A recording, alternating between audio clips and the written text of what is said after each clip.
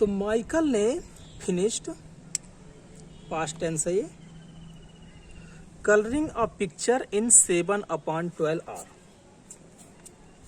तो माइकल ने कितना टाइम लिया? तो माइकल ने लिया, तो टाइम टेकन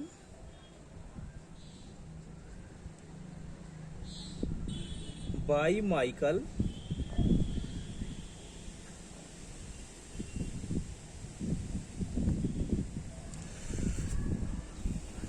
तो किसी भी पिक्चर को कलर करने के लिए माइकल ने जो टाइम लिया वो लिया उसने 7/12 our.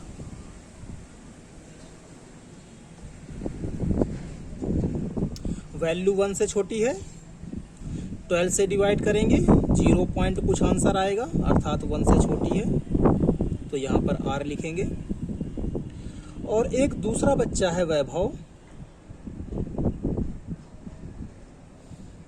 Finished colouring same picture, उसी पिक्चर को वो 3/4 आवर में कंप्लीट करता है। तो इसको भी लिख सकते हैं कि टाइम टेकन बाय वैभव।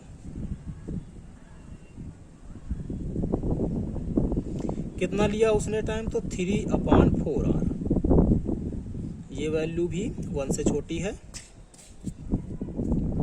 हमें बताना है कि हु वर्क लॉन्गर। देखो यदि क्वेश्चन होता कि हु वर्क फास्टर, तो जिसने कम टाइम में काम किया है वो उसने फास्ट किया है, जिसने ज्यादा समय लिया है, ज्यादा टाइम लिया है, तो उसने धीरे धीरे काम किया है।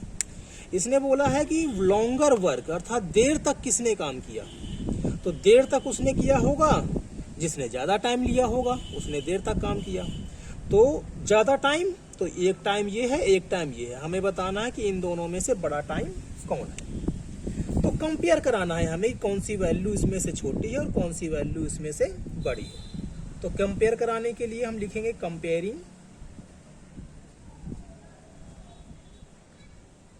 किसको कंपेयर कराना है? 7/12 को और 3/4 को। और जब कंपेयर कराएंगे तो हमें कुछ मिलेगा, तो हम लिख सकते हैं वी गेट, क्या मिलेगा हमें? तो हम कंपेयर कैसे कराते हैं आपको पता है। कंपेयर कराने के भी कई मेथड हैं, जिसमें से एक मेथड आपको बता रहा हूं मैं। 12 और 4 का एलसीएम लेते हैं। तो यहां पे हमने 12 और 4 का एलसीएम लिया,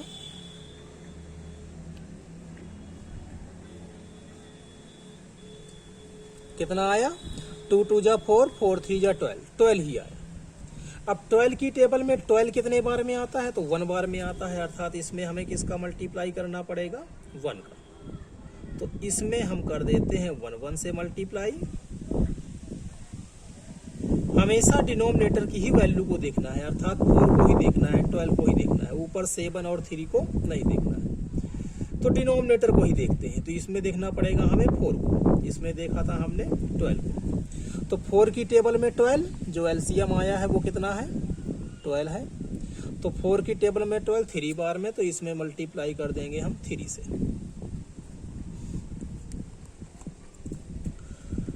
तो आपका जो आंसर है वो आएगा 7/12 एंड 9/12। अब डिनोमिनेटर की जो वैल्यू है वो दोनों सेम है, 12 है, 12 है। तो न्यूमरेटर को देखना पड़ेगा। न्यूमरेटर में देख सकते हैं 9 बड़ा है, अर्थात 9/12 ग्रेटर होगा 7/12 से। क्वेश्चन भी यही था, हु वर्क लॉन्गर, तो किसने ज्यादा देर तक काम किया? तो 9/12 वाले ने। 9/12 आया कहां से था?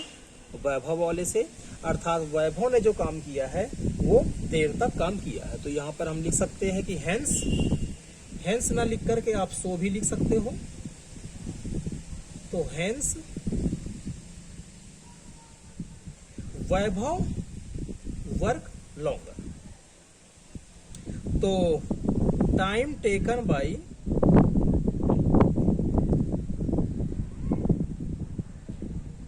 वैभव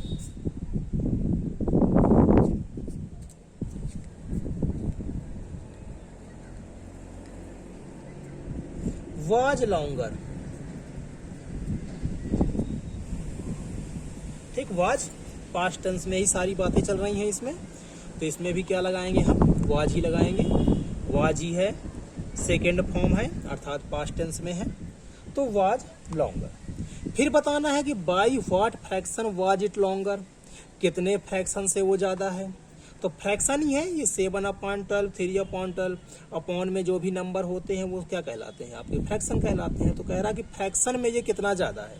तो फ्रैक्शन में बताने के लिए हमें क्या करना पड़ेगा, माइनस करना पड़ेगा।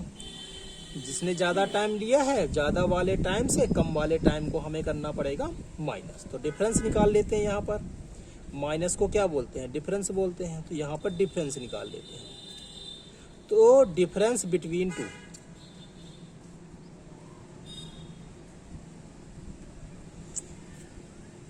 तो ज़्यादा टाइम किसका था, ज़्यादा टाइम था वैभव का, वैभव मीन्स 3/4। कम टाइम किसका था, माइकल का, 7/12।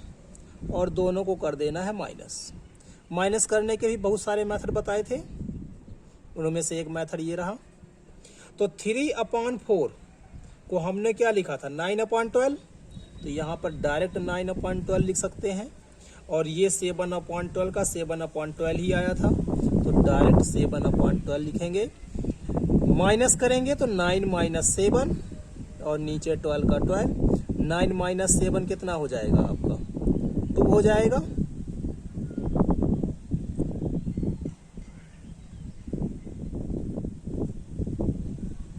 तो 2/12 कैंसिल करेंगे तो 2 1 जा 2, 2 6 जा 12 अर्थात 1/6। तो 1/6 आर जो है वो लॉन्गर है, अर्थात इतना टाइम वैभव ने ज्यादा लिया है। किससे ज्यादा लिया है, माइकल से।